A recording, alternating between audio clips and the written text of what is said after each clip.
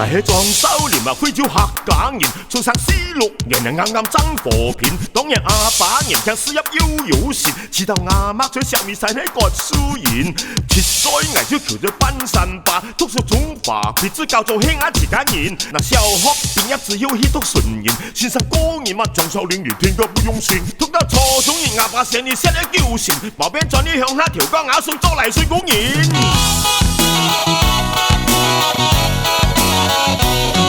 為咗考公務員才眼睛，天天講一次完成。講到做工計千爭15歲年，佢小兒才毛利單位毛人家相親，做開3年，阿哥再嚟同我做親，而且貓工合作去做油漆工人，我唔知通日數手行起5天先，正月3公班工錢唔叫富郎講熱切，每晚就去用衣床嚟學人跳浪鈴，教到做工冇啲心機冇啲心錢。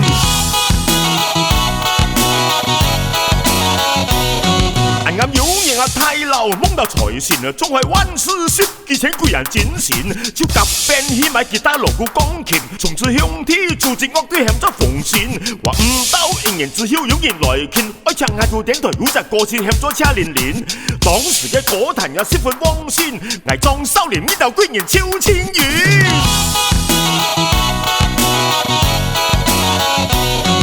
為咗考公務員才眼睛，天天講一次完成。